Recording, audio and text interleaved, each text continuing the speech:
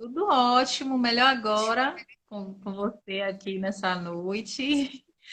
Fizemos a primeira live do Sintonize Mãe, né? Foi Oh, com você, inaugurei. inaugurou exatamente, e agora retornando, né? Então, muito bom estar aqui com você. Por favor, se Eu apresente que para quem não te conhece. agradeço. Eu que agradeço o convite mais uma vez. Eu sei que é uma correria, eu sei. Minha vida já é uma correria mesmo. Terminei um atendimento agora, só foi o tempo de passar ali um batom para estar aqui com vocês. Mas sempre é um prazer. Sou psicóloga, né? Sou cunhada de Rafael. Moro no interior, né? Moro na cidade de Campo Formoso, já atuo aqui na cidade há algum tempo. Então, sou nova, tá, gente? Tenho 15 anos de formada em psicologia. É um trabalho, assim, que só me edifica, não só como profissional, mas como ser humano. Amo minha profissão, amo o que eu faço. Eu sei que isso é o meu propósito de vida, é minha missão. Eu já tenho, caiu essa ficha já há muito tempo e eu executo, né, minha missão, meu propósito de vida. E sempre que eu posso contribuir com o ser humano, eu deixo minha marca, né, para que ele deixe outras marcas em outras pessoas, que eu acredito que a vida é isso, né? Então, sempre a gente deixar um pouquinho da gente no outro, para que aquela sementinha ali traga alguns frutos, algumas coisas, independente da nossa profissão, todos temos essa missão de deixar algo em alguém, né? E cada um com suas missões aí, vamos deixando. Então, aí trabalho como psicóloga, sou psicóloga pública, sou servidora pública aqui no município e trabalho na área clínica também. Dou consultoria de RH e gestão de pessoas para algumas empresas, o Grupo Hexa, a Inova Sólidos também são meus parceiros.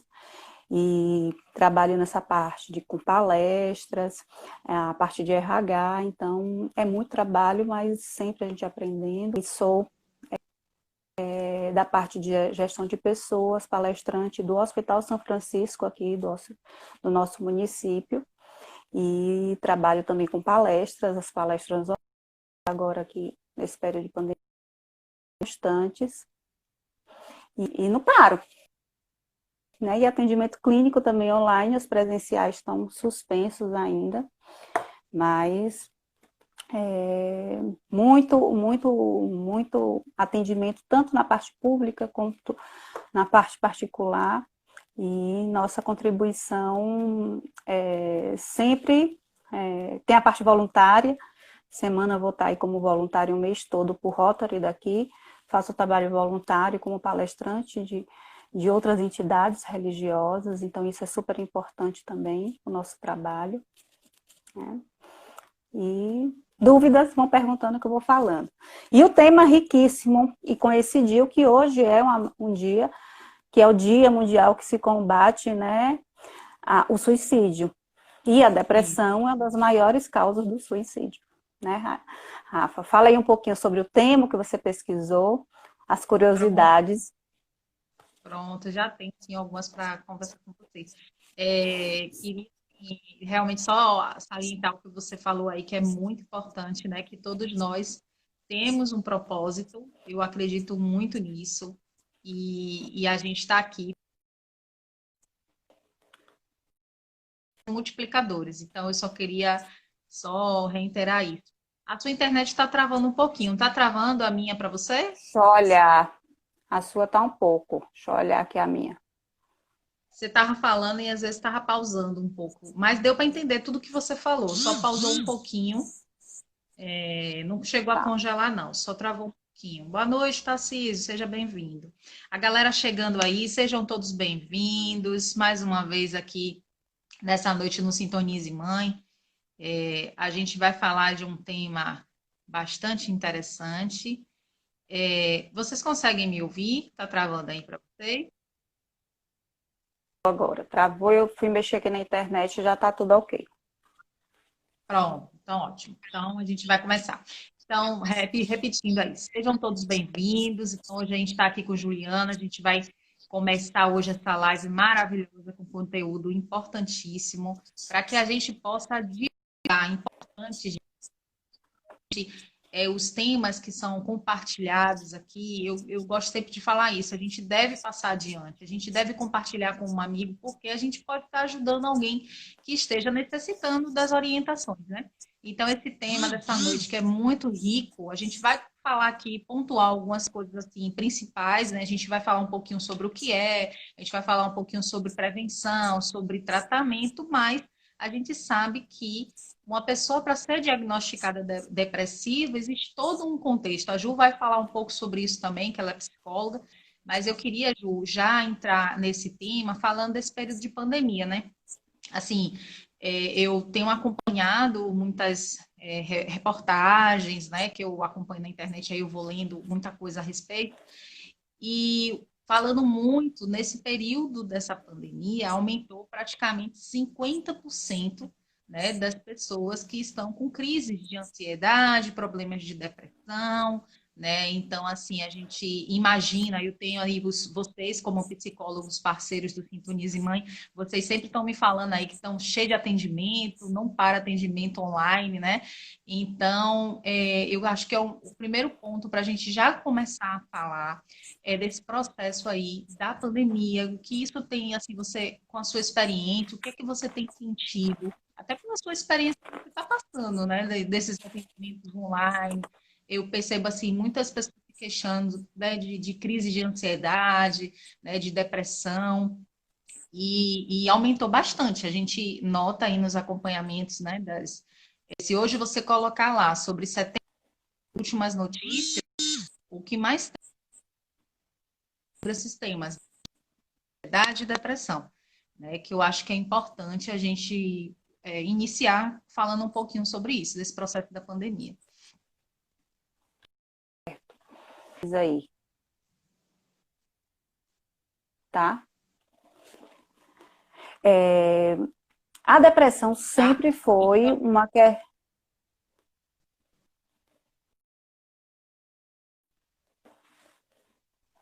tá, pode falar. tá. Então, assim, a depressão ela sempre teve como algo da nossa atenção, dos profissionais de saúde, da população em geral, ela sempre teve destaque muito nos últimos 10 anos. Se falou muito até na doença, né, da modernidade, a depressão teve um olhar diferenciado, então um cuidado diferenciado. Os especialistas, né, começaram também a ter uma atenção, pesquisar, entender no processo da depressão. Ela é em si já um transtorno, que na verdade não é um transtorno mental, onde a gente tem um cuidado maior, porque o número se aumenta gradativamente dela, certo? Com a pandemia, certo? Ansiosas, principalmente quando não traz.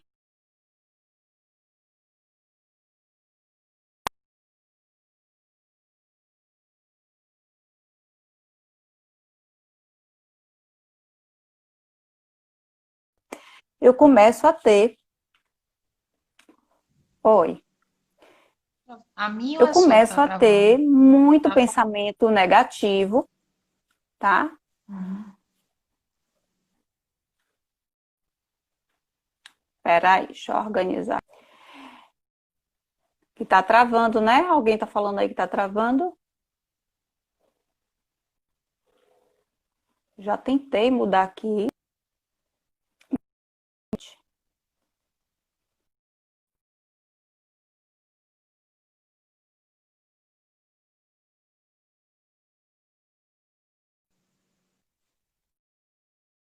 Então, e aí com a pandemia, vê que o nível de ansiedade foi o boom, melhorou. Aqui a minha diz que tá boa e alguém diz que tá travando, né?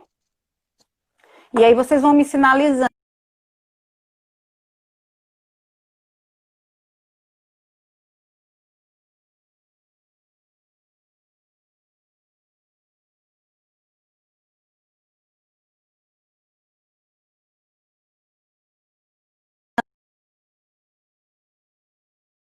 Imaginar só o pior.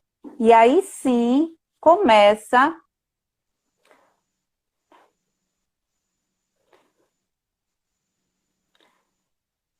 Vejam agora se melhorou. Tá Vou melhor agora? ajustar aqui, viu? Eu também ajustei a minha aqui para poder ver se era a minha, eu não sabia se era a minha, eu botei aqui no dados para ver se Diz melhora. que às vezes está travando. A minha está dizendo que está boa. Eu vou ligar a móvel aqui também. Eu tô ligando a móvel aqui porque a minha também tava aqui meio assim, parecendo que tá oscilando. A Ju tá mudando ali para os dados móveis também para poder melhorar a conexão, para a gente poder continuar. Pronto, vamos testar agora conversando para ver se está travando. Tá bem. Para mim, para você tá bem agora. Você não travou. Qualquer coisa aí vocês vão colocando, tá? Nos comentários aí pra gente, que aí a gente vai acompanhando. Sim, Ju, aí volte só um pouquinho, porque tá, como tava travando, eu Vou só consegui voltar. o princípio, aí depois não entendi mais nada. Certo. E aí a questão da ansiedade é exatamente essa questão, que os ansiosos, como eles pensam muito aceleradamente, pensam além antes de acontecer, eles têm uma tendência de sofrer com antecedência. Tá?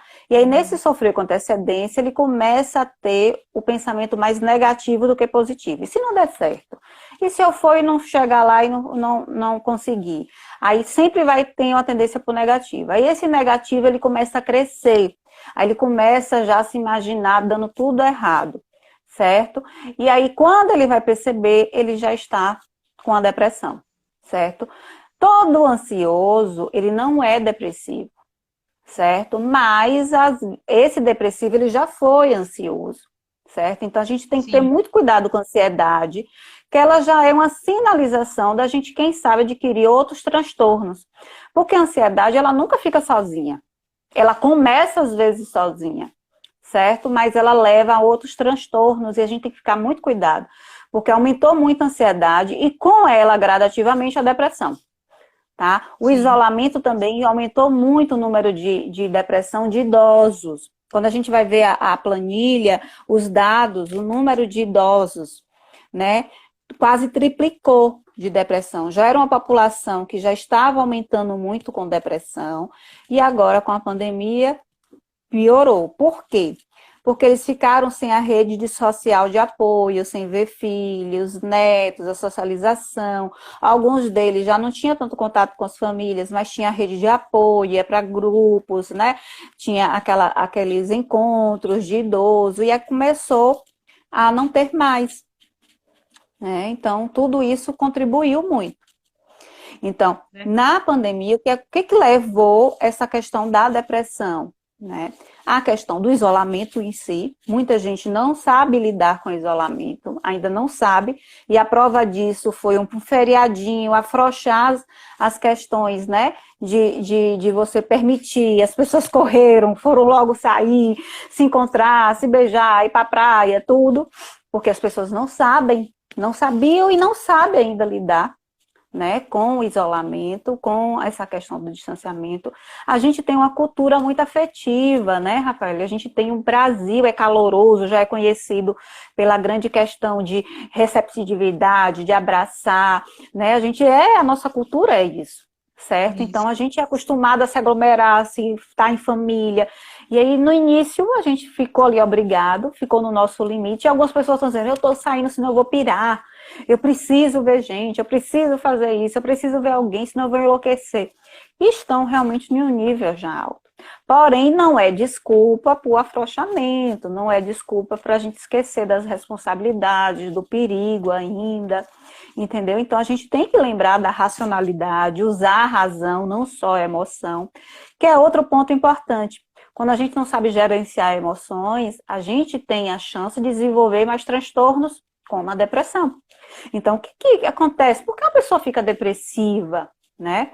Tem vários fatores. Tem fatores genéticos. Já está ali no DNA, já tem uma família com depressão, já tem alguém que já teve, você traz uma marca genética para aquilo. Tem traumas, né, muitos fortes, muitos enraizados, que também causam a depressão, passou por uma situação conflituosa na infância ou na adolescência e criou um trauma, e aquilo pode gerar uma depressão.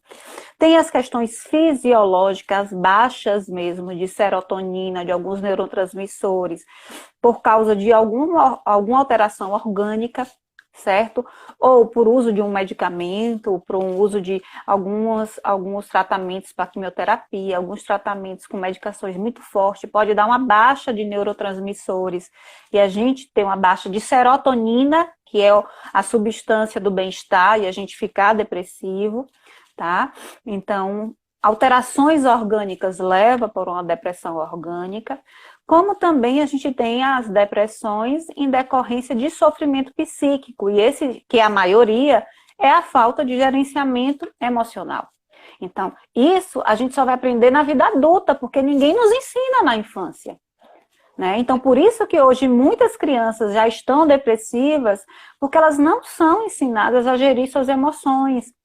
Né? Então, engula seu choro, não fale não, deixe pra lá, esqueça. Como se fosse fácil esquecer algo que não é tão bom pra gente.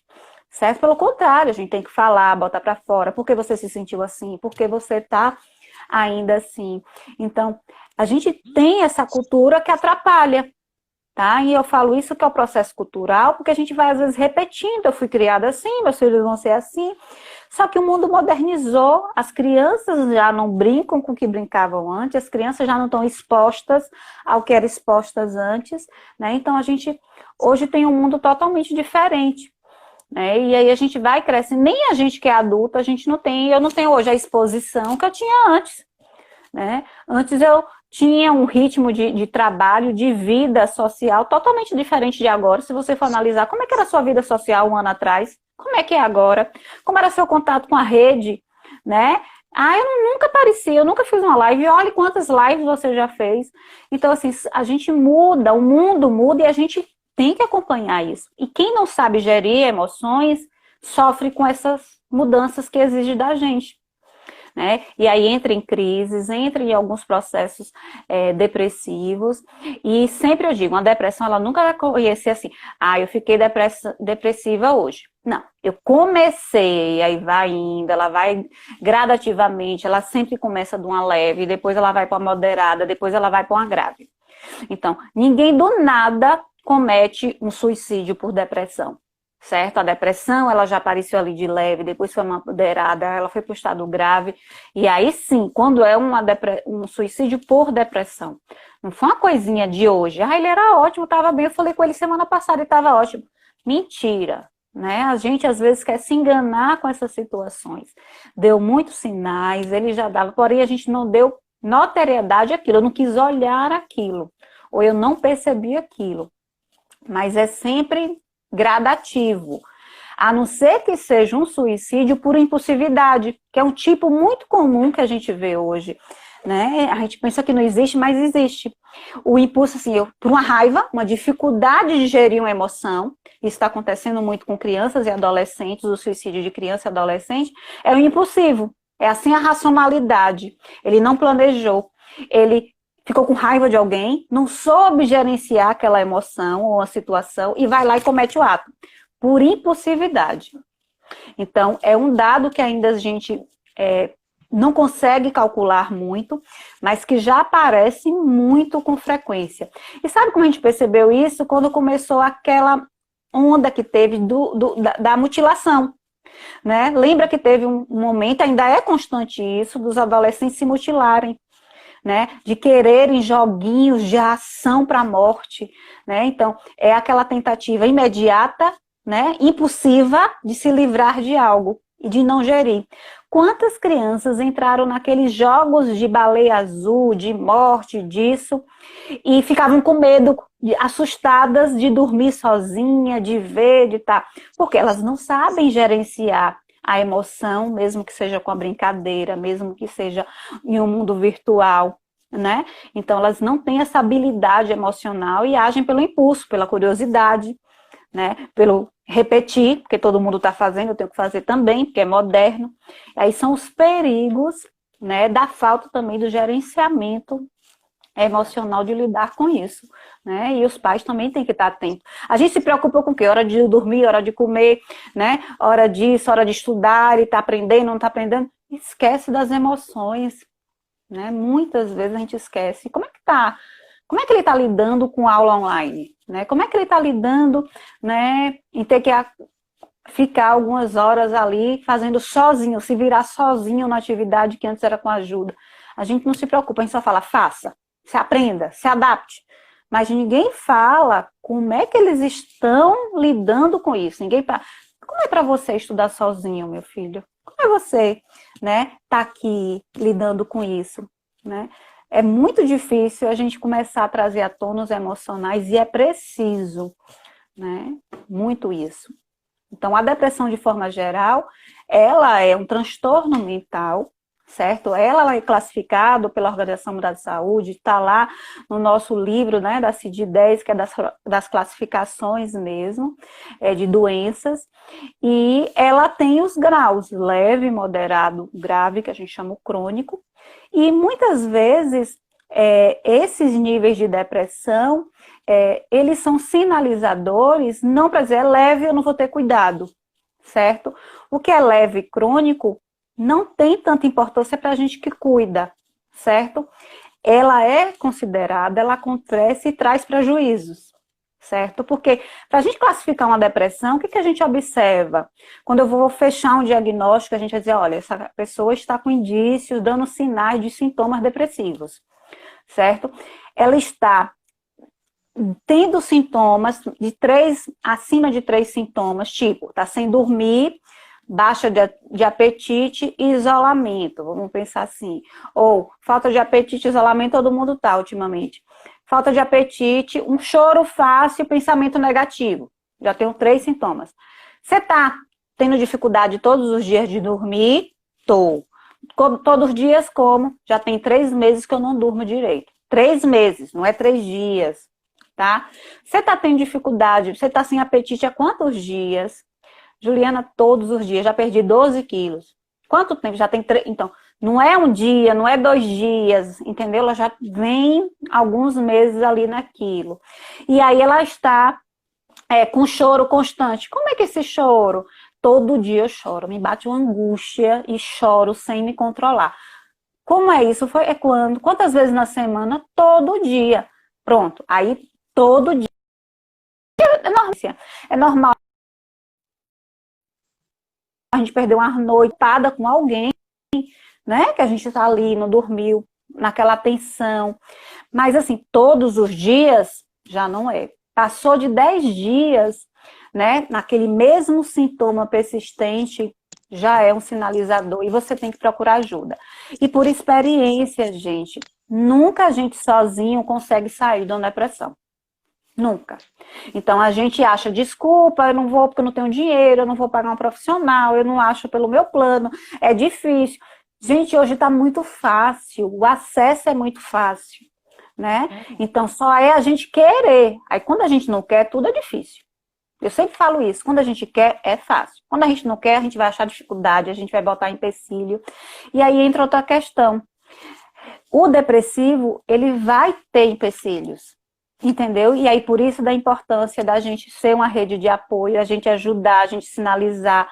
Então, assim, a gente é um compromisso de todos nós, de eu olhar um vizinho, de um companheiro de trabalho, porque o depressivo, ele raramente vai pedir uma ajuda. Quando ele pede, é porque ele realmente está em sufoco mesmo, ele já está em um nível, né, que ele tem uma resiliência já muito muito grande e reconhece, poxa, eu não consigo mais.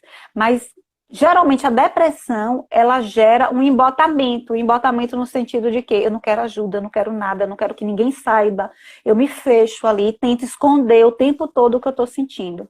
E aí é um desafio para as redes, né, para todo mundo estar de olho nisso. Poxa, meu colega de trabalho ria e agora não ria, ele dava bom dia, agora não dá, entendeu? Então, precisamos ficar muito atento e é uma responsabilidade de todos, não é para dizer assim, é culpa dele, foi culpa dele, ele quis morrer, que morreu, ele quis entrar, né, ele entrou na depressão porque quis, não é tão simples assim, nem é responsabilidade só do outro.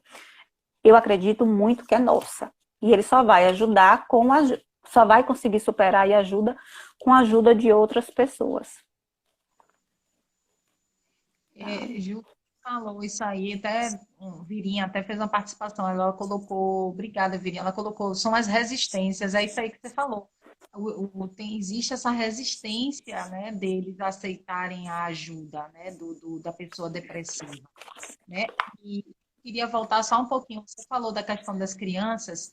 Eu vejo muito assim, hoje as crianças nesse período de pandemia, muito tendo acesso à internet, né? Então é importante a gente, até porque você estava falando aí, eu acho importante a gente mandar essa mensagem para os pais para ter esse cuidado, para ter essa atenção. Até outro dia aí já tinha aparecido um novo, né? Já teve Baleia Azul, recentemente foi o Pateta, e assim, os pais estarem atentos a esses acessos livres, sem ter supervisão, sem ter acompanhamento, né, dos pais, né, no que está sendo acessado pelos filhos, porque hoje a internet é um mundo aberto, né? Hoje a pessoa vai lá, acessa a internet, você tem acesso a tudo, né? Então tem essa preocupação que os pais, eu acho que tem que ter essa questão desse cuidado para não negligenciar, né? Muitos hoje a gente vê acompanhamento, né, de casos de adolescentes e crianças que têm cometido suicídio, aumentou muito do ano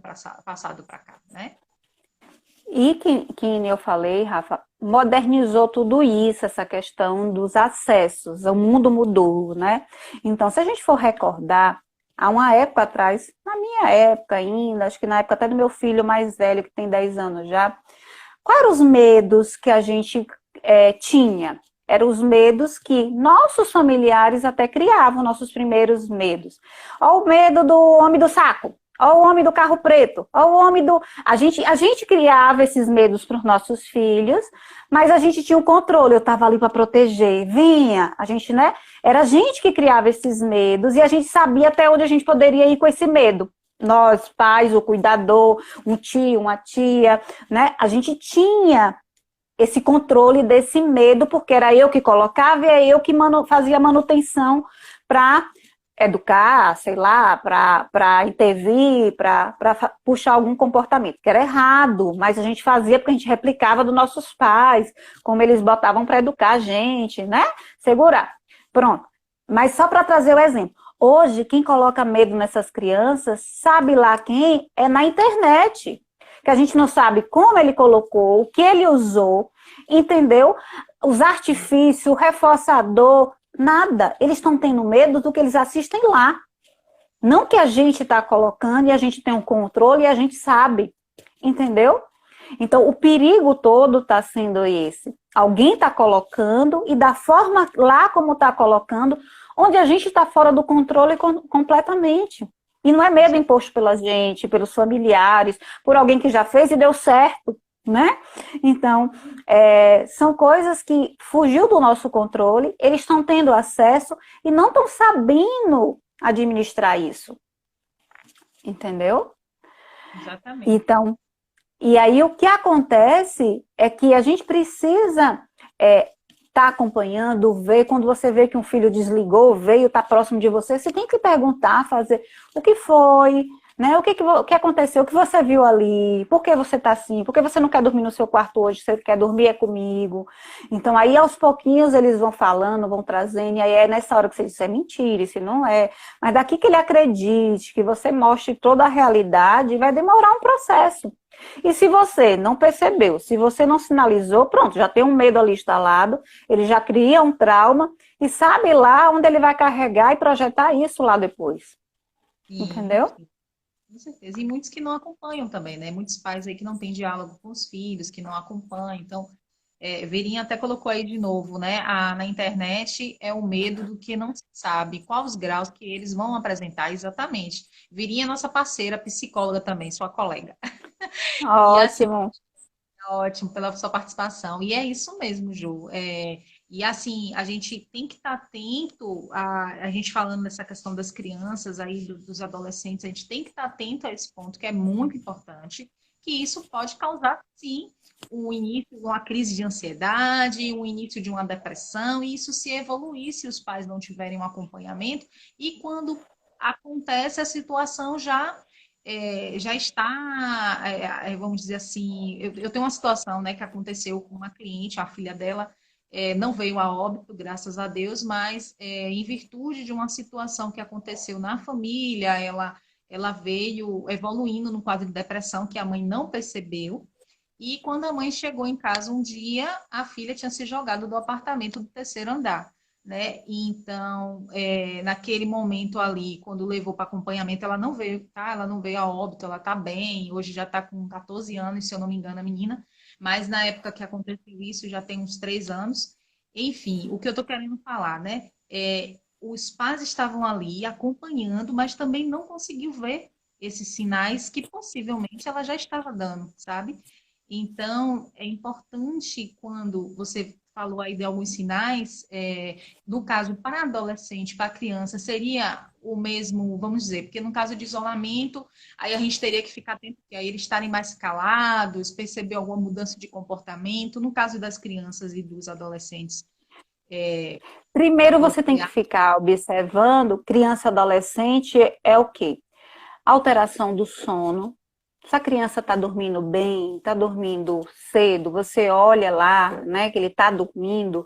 Muita criança vai para o seu quarto, o pai entra para o seu quarto e ninguém sabe se ele pegou o celular, se ele ficou no celular até que horas, entendeu? Então, eu sempre estou orientando ultimamente para alguns pais que estão em dificuldade de negociar essa questão, que algumas crianças começam até a mentir, aprende a mentir aí, né? Ah, desliguei, vou dormir. Aí os pais dormem, eles olham que os pais dormiram e vão lá e ficam com o celular até tarde. Então, os pais recolherem esses celulares, né? Ah, é tirar a privacidade? Não, é recolher. Vamos recolher aqui todo mundo, o celular vai ficar aqui, vamos recolher, botar em um canto, porque não é saudável nem para o filho, nem para a gente também, adulto, né? Ficar com o celular até tarde, não é saudável. Então a gente recolhe, faz acordos nesse recolher. A hora do dormir tem que ser a hora do descanso. Então eles recarregam energias, é saudável, traz muita saúde para o nosso corpo e para o nosso psíquico dormir de forma com qualidade. Então você observa o dormir, a qualidade de dormir dessa criança, principalmente criança e adolescente, o apetite, os interesses, ele perdeu, ele adorava jogar bola e ele perde o interesse de jogar bola. Ele adorava ir para casa de um coleguinha tal, e agora nessa fase de pandemia, ele adora, cadê fulano? Ah, nunca mais falei com ele, sabe? Ele começa a não dar tanta importância para o que era importante antes, tá? Ele começa a ter uma limitação, ele faz aquilo, as obrigações ainda que podem, né? Senta na mesa, come e tal, mas está mais calado, não entra em outros assuntos, está alheio, né? Alheio aos outros assuntos, não se interessa, não tem empolgação, ele não fala com empolgação em nada, né? Então tá focado apenas em um jogo, ou tá focado apenas em um interesse, tá? Então são sinais muito importantes. E se assim, a gente não, né, começar a ter o diálogo, a gente não vai entender e não vai perceber isso. Não adianta eu só observar, porque aí o filho vai, come, né, a hora que o pai vai, você comeu, eu comi, e ele comeu. Você liga para empregado, alguém, ele comeu, ele veio e comeu, né? Ele fez a tarefa? Não, ele sentou lá na mesa, fez a tarefa e depois entrou pro quarto. E assim, se for só para ver, todo mundo vê, uma câmera vê e você vê que seu filho está fazendo aquilo tudo. Mas não é só o ver. E o diálogo, e o conteúdo que você conseguiu extrair. Ah, mas meu filho não quer conversar comigo. E você está fazendo o quê para ele conversar com você? Então, exige muito mais habilidades nossas, né, como os pais, do que dele, gente. Às vezes a gente quer se botar como igual com o filho. E a gente não pode se colocar nunca como igual com o filho. Seja ele qual é a idade. A gente tem que saber da hierarquia, né? O pai, ele tem que ter habilidades, características, né? Iniciativas. Eu fiquei esperando meu filho falar comigo. Seu filho, esperando seu filho falar com você. É você que tem que falar. É você que tem que bom dia. É você que tem que saber como é que ele tá. Né? Isso que é isso é a sua posição. Isso existe de você. Não é dele. Mas ele não me falou nada. E você perguntou? Né? Eu sempre questiono muito esses pais, porque é como se ele deixasse os filhos também dominar ali, tá ali, né, tendo autonomia para as coisas, e não é para ter, gente. A gente está esquecendo muito a hierarquia, o nosso papel, né? E aí entra o diálogo. Não tem como eu ter uma liderança sem diálogo. Como é que eu sou líder? Como é que eu ocupo um lugar, né, uma posição de motivação, de liderança, de estar ali para ser exemplo para alguém, sem diálogo?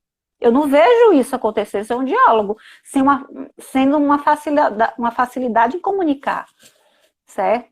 Então, se você quer melhorar a relação com o filho, se você quer entender como o seu filho está, é perguntando, é conversando, é criando habilidades no diálogo.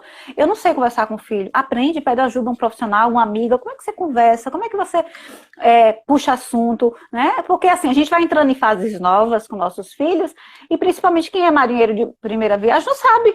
Eu nunca tive um filho adolescente. Como é que vai ser quando eu tiver um filho adolescente? Né? Aí eu tenho que conversar com alguém que já tem filho adolescente, com alguém que já vivenciou isso. Né? Então, a gente precisa, né, fazer esse movimento, né? Mostrar para eles, Progisa está aí comentando, e demonstrar confiança, né, para eles, assim, ó, eu que estou aqui, eu estou para te proteger, eu estou aqui para te orientar, eu sei disso. Ah, filha, eu não sei desse assunto, mas eu vou pesquisar e vou te dizer.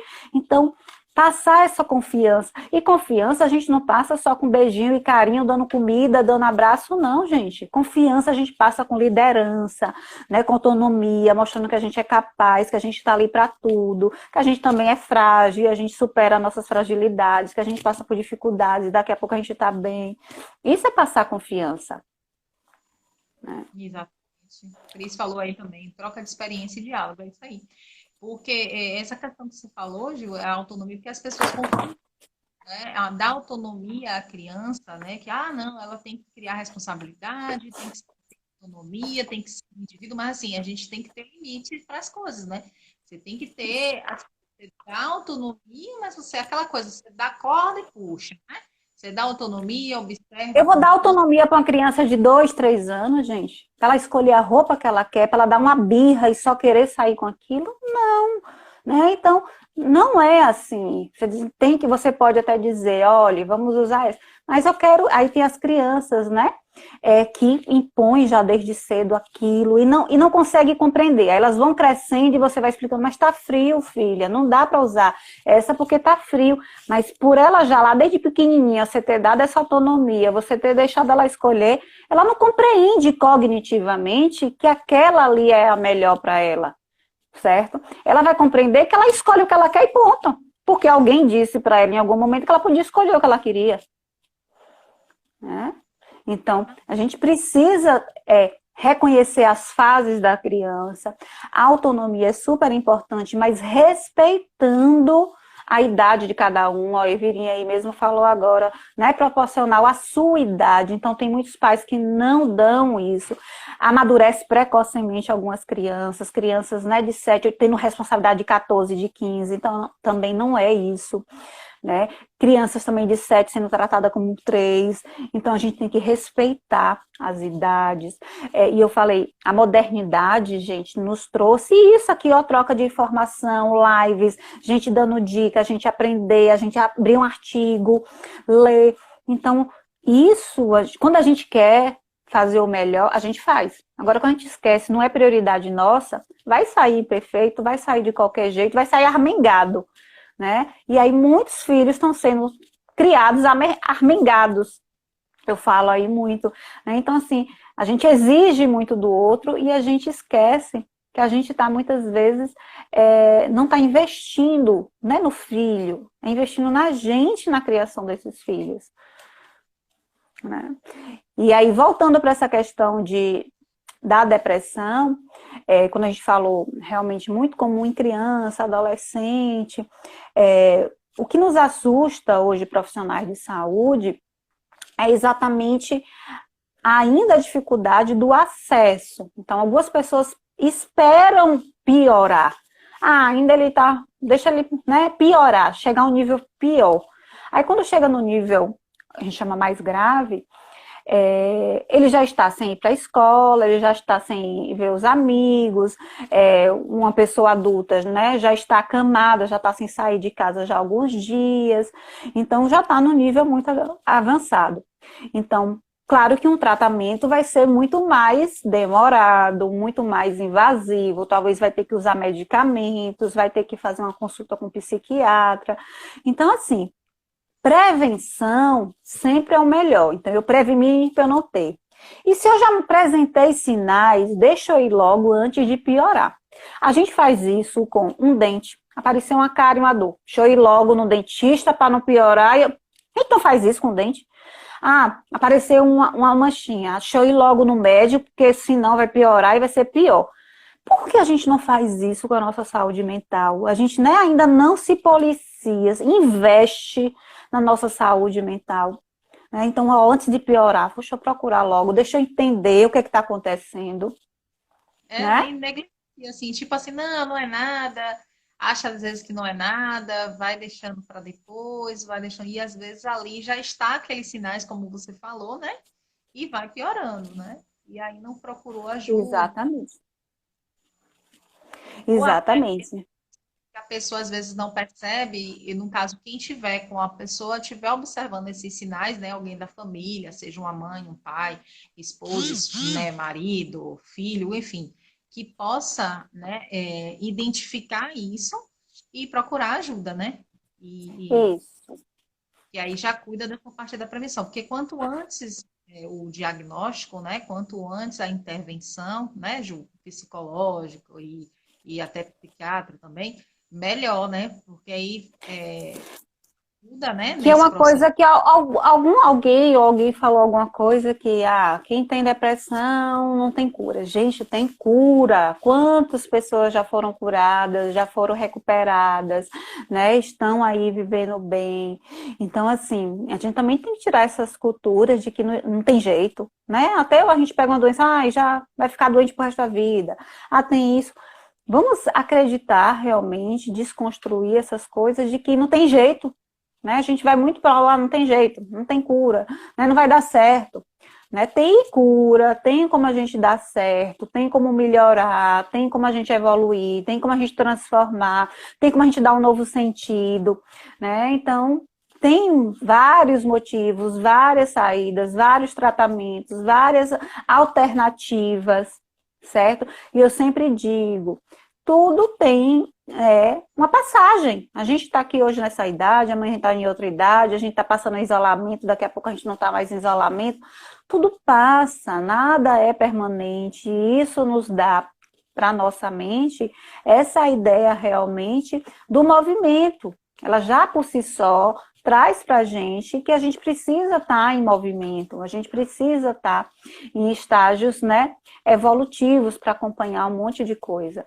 Então, não desista, né? Eu sempre falo, não desista porque tudo tem. Talvez não teve com aquele médico, com aquele profissional, invista em outro, procure outra forma. Porque esse investimento tem que ser nosso, ou da gente, de alguém que nos ama muito, ou alguém que ama alguém, um parente, não vou desistir, vou correr atrás.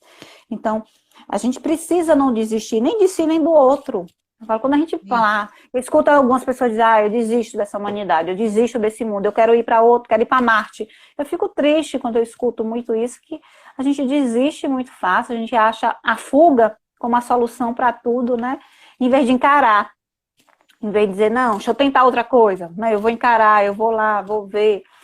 Né? Então, o encarar a situação e só parar quando resolver é uma das estratégias que a gente tem que usar para tudo, não é só para o tratamento de uma depressão, para tudo.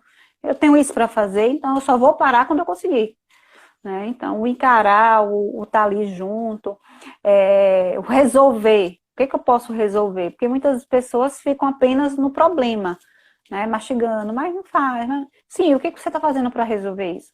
Eu estou depressiva, sim, o que você está fazendo para sair dessa situação? Aí, muitas vezes, é a intervenção que vai provocar isso nele, né? É um medicamento que vai aumentar a serotonina e vai dar motivação, interesse, alegria que ela já não tem mais, entendeu? Às vezes é um amigo que vai dizer lá, não quero sair da cama, mas vai, porque eu vou lhe levar, levante, vamos ver o sol, vamos ver isso. Então, muitas vezes, essa necessidade mesmo de se cuidar e da cura tem que ter o querer. A gente tem que arregaçar as mangas e dizer assim, eu vou. Agora, quando a gente não arregaça, só espera do outro, diga, seja feita a tua vontade. Até bota para Deus, para ele resolver, né? E não tem nossa participação, as chances é muito mínima da recuperação e da cura. Esse tratamento que você falou, antes, deixa eu ver só aqui, Virinha colocou, eu vejo que muitas pessoas querem essa melhora em tempo rápido, porém esse tempo é bem de cada caso é uma pessoa, exatamente. Né, como você falou, cada indivíduo, né, cada situação com um indivíduo. Eu queria, Ju, a gente já está com um tempinho já para acabar, infelizmente a nossa live já está chegando no final, a gente só tem 10 minutos, passou voando. Mas eu Voando. vou essa parte que você falou aí do tratamento, né, como você falou, cada um tem uma forma de tratamento e tal. Voltando um pouquinho só essa parte aí, vamos supor, tem uma pessoa que está com sintomas de depressão e tem essa resistência da ajuda, aí a família com dificuldade para levar para médico, né, para ter um diagnóstico com o psicólogo, um acompanhamento, o que é que você orienta, nesse Olha, caso? Rafa, uma das coisas que eu sempre oriento, não existe o profissional A, B, C, a escala do que é melhor, certo?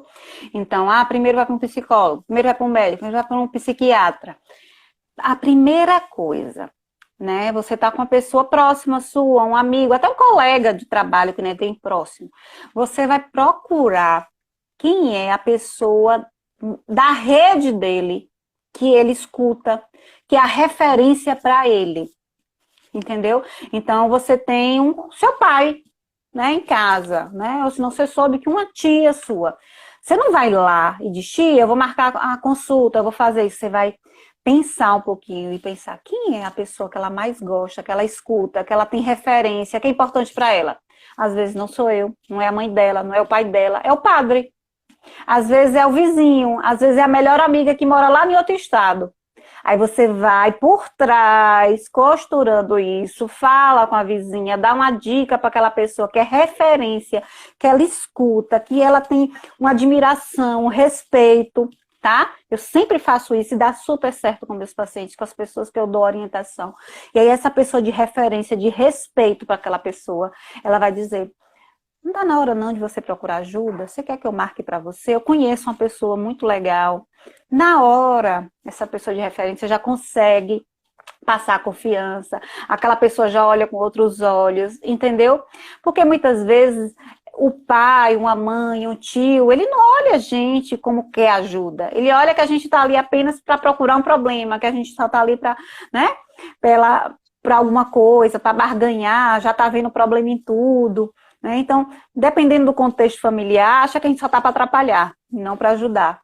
Então, às vezes, a gente tem essa sabedoria, que eu falo, de a gente achar, eleger a pessoa de referência para essa pessoa. Quem é? E aí a gente começa a costurar com essa pessoa, tá? E aí a gente tem que dar dicas e pedir, ó, eu quero que você seja referência nela para o tratamento, que você indique, então, eu que vou agendar, eu que vou pagar, mas é você que vai estar por trás, entendeu? É você que vai estar ali orientando, marcando, dizendo que marcou, porque as chances, né, dela aceitar, a chance dela ir para o tratamento, a chance dela quebrar um pouquinho já das resistências são muito boas, entendeu? Então, é importante essa rede, a gente ter essa dica dessa rede, achar esse eleitor aí, essa pessoa que é referência para alguém. E isso até para um conselho, até para uma orientação, entendeu? A gente sabe que a gente tem afinidades com algumas pessoas, a gente tem respeito para algumas pessoas, né? Então, é importante a gente usar essas referências, né, para nos escutar, para nos dar orientação. Então, é uma das dicas. Aí o tratamento, a partir daí, a pessoa aceitou, porque ela tem que aceitar, certo? E aceitou mesmo sem querer, mas foi porque a amiga pediu com muito fervor, aí ela vai. Não tem ordem, que nem eu falei, não precisa seguir primeiro o psiquiatra, para onde ela aceitar primeiro. Então eu vou para a psicóloga. Pronto. Todos os profissionais de psicologia, de forma ética, vai acolher, vai orientar, vai fazer todo aquele acolhimento. Se perceber que é um caso mais grave, que já precisa de medicamento, que já precisa de um outro profissional, ele vai encaminhar com jeitinho, na hora certa, ele vai ter todo o manejo terapêutico de indicar para um profissional, né? Então, tem casos que eu espero um pouquinho, tem casos que eu Quando eu vejo um risco suicida, eu já chamo família, ligo, entendeu? Então, graças a Deus, a gente busca essas outras redes, né? E aí liga, fala, ou se não, ó, eu tenho um amigo psiquiatra que é amigo meu, você não quer dar uma passadinha? Aí a gente já facilita isso, aí ela já está com referência com a gente, né? E acaba indo. Então, não tem ordem, é a gente acolher. Eles precisam de ajuda, vão negar, e a gente insistindo, e a gente com manejo, certo? E esse manejo não é só terapêutico, não. Quando a gente quer ajudar, a gente tem esse manejo, a gente tem nossos esforços, a gente tem, né? A gente tem todas essas habilidades quando a gente quer, certo? Então, por isso que eu falo que é responsabilidade de todos, não é só de terapeuta, não é só de psiquiatra, é de todos nós. Isso, é isso mesmo, Ju. Assim, eu acho que isso aí tudo que você falou foi muito importante. Essas ótimas dicas que você deu aí, né, da gente acompanhar esses sinais, a gente tá acompanhando esse processo, né, justamente na prevenção, no tratamento. Acho que foram dicas assim excelentes, né, para a gente estar abordando nesse momento, né, que a gente está trazendo essa conscientização. E é importante, gente, assim, que a gente fale desses assuntos sempre. Não só agora, que essa Isso, questão, né? As pessoas, assim, a gente... claro, o Setembro Amarelo, ele foi, vamos dizer assim, constituído, nomeado como Setembro Amarelo, para trazer mais ainda esse debate, para as pessoas falarem mais a respeito, né, Ju? Mas é algo que está no nosso... exatamente. Então, a gente tem que estar sempre assim que possível, né, trazendo uma orientação para alguém que esteja precisando, como o Ju falou, percebeu alguma coisa de um amigo, de algum parente, já ir sinalizando, já ir ficar atento a esses sinais e a gente poder contribuir, porque todos nós podemos, né? Todos nós podemos ajudar e contribuir a nossa parte, né? Então, é isso. Ju, a gente está com 2 minutos, mas eu queria deixar para você fazer umas considerações finais aí. Você foi maravilhosa, como sempre. Muito obrigada. Você sabe que eu te admiro muito como cunhada, como mulher, como profissional. Você é uma parceirona, né? Em tudo que eu crio, que eu faço, sempre me apoiando aí. Eu quero agradecer muito você. Te desejo sucesso nessa nova etapa aí da sua profissão. E tamo junto aí, o que você precisar, tô aqui, você sabe disso, né? E quero agradecer, a Isso. live foi maravilhosa, todo mundo aí elogiando, não pude ler todos os comentários, mas quero, assim, agradecer a cada um de vocês que puderam estar com a gente nessa noite e compartilhem informação, divulguem, né? Olha, a gente vai lá, marca, ou então compartilha essa live com alguém que a gente pode estar ajudando, ou tantas outras também que a gente está tendo aí sobre o tema, né? E aí vocês estarem compartilhando para a gente poder ajudar essas É. pessoas que estão precisando. Né? E vou deixar você fazer suas considerações finais. E mais uma vez, muito obrigada, viu, meu amor? Eu que agradeço, Rafa. É sempre um prazer estar com você. Esse projeto, né, lindo que Rafa idealizou, que Rafa está aí levando e ajudando tantas pessoas, né? Então, e ganha umas proporções cada vez maior. E não é um objetivo só específico, né? É um objetivo amplo que acaba atingindo muita gente, com temas, todos os tipos de temas. Isso que é interessante. Então, eu sempre quero quando eu falo sobre esse setembro amarelo, eu sempre digo, gente, vamos falar menos de suicídio e falar mais de vida. A vida é tão Isso. bonita, a vida é tão importante, é tão bom viver. Quando a gente perde alguém, a gente fica tão triste, é tão ruim perder alguém, né? Então, assim, em vez da gente falar sobre suicídio, mortes, vamos falar sobre vida. O que é importante? O que é que te deixa feliz? O que é importante na tua vida? Qual é o teu propósito de vida? Né? Falar da nossa vida, como nossa vida é boa, agradecer, ser grato. Então, porque a gente já tira um pouquinho da energia, do peso, né? Do suicídio, já tira um pouquinho do peso, né? Dessa ideia do tabu, daquela coisa, né? De que é pesado, de que acontece, dos números. Então, assim, não é para a gente fingir que não existe. Não é isso, gente. É apenas para a gente valorizar muito mais a vida, né? Que muitas vezes as pessoas gastam mais tempo pensando que não quer viver do que viver, né? Então, a gente pensar mais nisso, estimular as pessoas, provocar, né? Você já agradeceu hoje? Já liga para uma amiga, mandou uma mensagem, hoje que a gente está tudo em grupos, né? Aí a gente mandou uma mensagem do nada. Você já agradeceu hoje pela sua vida? Né? Você já viu como sua vida é importante para mim? Aí você manda um recadinho. Então, vamos fazer um movimento assim, se cada um, nesse mês de setembro, falar para alguém como ele é importante para a gente, né? A gente Verdade. vai conseguir tocar muitas vidas e vai ser um movimento mais amplo, né? Então, vamos provocar mais as pessoas a refletir sobre suas vidas e agradecer sobre elas, né? Então, sobre nossas vidas e a importância da vida das outras pessoas na nossa vida. Então, encerra agradecendo pela sua vida, pela sua sabedoria, por todos que estão aí, certo? Pelo dom nosso de poder viver e estar aqui tendo algum propósito, alguma missão. Então, já é o bastante, né, para a gente estar apenas grato por estar aqui hoje, né? Então, vamos provocar mais isso e pensar mais nisso,